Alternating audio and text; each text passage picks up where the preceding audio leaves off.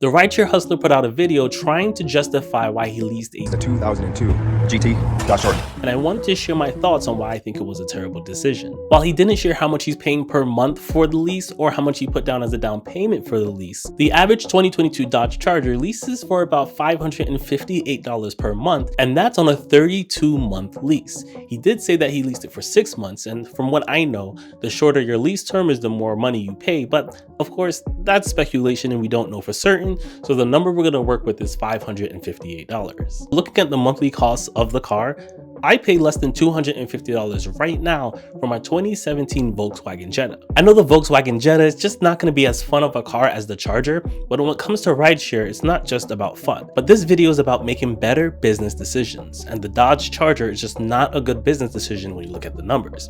Even if it's a lease, even if it's for a short term, you're better off investing that money into a car that you can own once that lease is over. Now, I can understand maybe sometimes you're in a position where a lease might fit what you want to do, or you might want to go and get a rental car, but that's in scenarios where you don't have a car and maybe that's your only option. However, we know this isn't your only option because you have a car back home in Wilmington, which you're better off flying back home and driving that car to California and working in California, even though you're also better off just staying in Wilmington and working in Wilmington. But I'm not going to tell you where you should live. That's up to you. But let's for a second say leasing was your only option, right? Rental sucks, your car's at home, you didn't have enough money to get a car for yourself, so you had to resort to leasing. Well, there are better cars to lease than a 2022 Dodge Charger. You could have gotten an older Dodge Charger, but you shouldn't even have gotten a Charger, period. Chargers are not good on gas, and you could have gotten a better car. I noticed that you're selling things online and you're also delivering food. Instead of stuffing all your products in that small trunk, Got a lot of product back there I'm selling. you could have gotten a vehicle with a bigger trunk that's also better on gas mileage than the car you picked. And it's pretty wild when I listen how you justify your business decisions. What I notice about your decision-making process is you would take one bad decision and compare it to another bad decision in order to determine which is the best bad decision, but you don't compare your decisions to actually good, sound decision and reasoning. In your video, you compare leasing a Dodge 2022 Charger to owning a Dodge 22 Charger. If I went and bought this car would be about $36,000. Which those shouldn't be your two options. Your option should be, hey, let me go get a used car which has seen most of its depreciation already, rather than going and getting a brand new car off of a lot to do rideshare with. From a foundation standpoint, starting at that level is just not a good idea. I would never recommend anyone to go out and get a brand new car to do rideshare, because from a mathematical standpoint, you're going to see majority of the car's depreciation in the first 3 years. But here's the crazy thing. You know that already. You literally talk about it in this video. It makes no sense to, do a traditional lease and be stuck with the car, or do a loan on a car, or even purchase the car, because the depreciation is going to be way too nasty at the end of the year. The next step is to take that information that you demonstrated you know that information, and go and get a used car. Another thing I've noticed what you do with your decision making is that you have a plan for how you think things will go, and then real life doesn't measure up to that plan.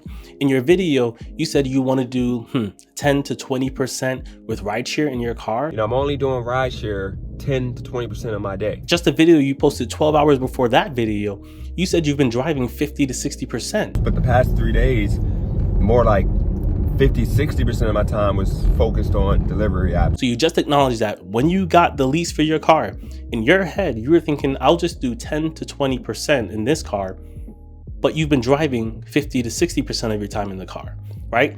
And as you noted in the video, you can't afford to drive that much because you have a mileage limitation. This car, I can't really use for rideshare because I would go over the miles. In this video, Dennis notes that he'll get about $5,000 a month in tax write-offs. I'm gonna be able to write off the mileage that I put on this car, which is gonna be, give or take about at least 5,000 miles a month. In order to get $5,000 a month in tax write-offs, that means he'll have to drive $8,000 a month in his lease. And while we're on the topic of tax write-offs, I don't think you really understand how tax write-offs really work and why you shouldn't do things just to get tax write-offs, because you're literally trading a dollar for a quarter. Just because you save $5,000 in tax write-offs doesn't mean you saved $5,000. That's not how it works. For example, let's say you made $8,000 and you had $5,000 in tax write-offs. This would lower your taxable income from $8,000 to $3,000. If we assume a 25% tax rate, which you'll have to pay more than that living in California, this means you have to pay $750 in taxes instead of $2,000 in taxes. So what a $5,000 tax write-off actually means is that you're only going to save $1,250 in actual taxes and money. Saving money is always a good thing, but going out and spending money only because you're going to get a tax write-off is, again, like trading a dollar for a quarter. Tax write-offs are a way to give business owners a break on things that they have to purchase and not a break on things that they want to purchase, because at that point you're just wasting money. Which again is weird, because in your video you talk about actually buying a car down the line, but you still justify renting a car now, which I don't understand how you flip the script to go from, okay, today leasing a car is the best way to go about it, but tomorrow buying a car is the correct way to go about it. It lacks consistency. Even if we step out from the lease perspective, if we just look at the car that you leased, you still lack consistency in what you're saying. You acknowledge that this car is not a good car for rideshare, for delivering food. I can do rideshare with it, but it's really no point of doing rideshare with this car because of the gas mileage you're getting and the mileage you get. It's not really worth it. Yet you have the car. Why did you get that car? Why didn't you lease a different car that would be better for rideshare? You see what I'm saying? It's like you're trying to justify your personal wants with business decision making, but your business decision making doesn't add up mathematically. Now, if you were to say, hey, man, I just wanted this car because I wanted this car. But you know what?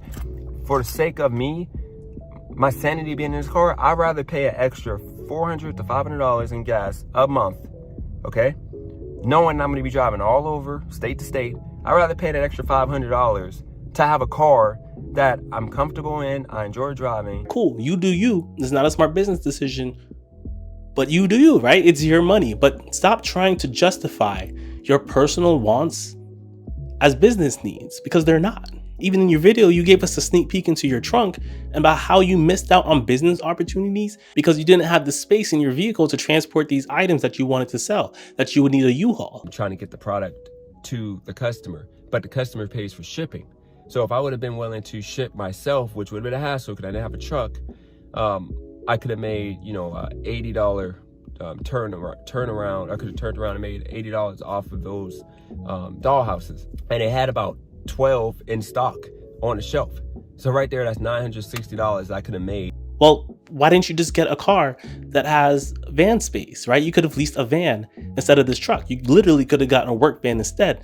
Not that I agree with leasing, but leasing a van would probably give you the same miles per gallon that this car is giving you. You still would have been able to go and pick up and drop off food for your food deliveries, and you would have space to store your items in rather than shoving them all in your trunk. And I'm not 100% sure what happened to your car back in Wilmington, but let's assume that you do have that car sitting in Wilmington. You're better off going home, getting that car and bringing it to California. I'm not telling you these things because I'm trying to tear you down. I'm telling you these things because I watch most of your videos. I don't watch all the way through them, but I do watch them, and I am rooting for you. I want you to succeed. I want you to build your audience because you have an authentic side of you that other YouTubers just don't have. You can naturally hold a camera without using a lot of B-roll and still captivate your audience. But the reason why your channel has stopped growing is because you're being inconsistent in your words. You're saying one thing today and then you're switching what you mean tomorrow. Sometimes you do it in the same sentence. For example, you're talking about leasing a car, but you're talking about buying a car. And even with your charger, you even said, I'm gonna go get me a cheap car to go and do like my deliveries with. I'm going to, in a month, get a car cheap from the auction that's gonna allow me to, once again, write that money off for that car. Well, why'd you get the charger? I know you didn't get the charger to go and pick a product. You could have done that with the same cheap car. And that's where I double back to the point where you're letting your personal wants dictate your business needs, and your business is gonna suffer because of it. So here's what I would do to fix that. I would get out of this lease. Whatever L you have to take to go and return this car, you need to go and do it. Get your money together, go and save it for a car to do your deliveries with, and go and use that car. Because there's no reason to do what you're currently doing in your charger. There isn't. it's just the car that you wanted. So go give it back. Go and get a car. If you have your car in Wilmington, go fly to Wilmington and go drive your car across the country, because you will save more money doing that than your current methods right now. Right now, while you're in the process of building up your businesses, you need to keep your expenses as low as possible. What I'm noticing with you is that when you get a taste of that money, you start to have that lifestyle creep where you're spending more money on things that you shouldn't be spending money on. There's no reason to be spending money on this lease if you own a car already. I agree with you. Renting is a trash thing to do. So I don't know, man. You let me know. I'll be looking forward to your response. I'm going to be looking forward to either your comment or your video. I want to help you actually like think through this mathematically and see what options are really out there, rather than you just comparing one bad option to another bad option. So I'm making this video because I want to see you succeed, and I'm tired of watching you fail because of yourself.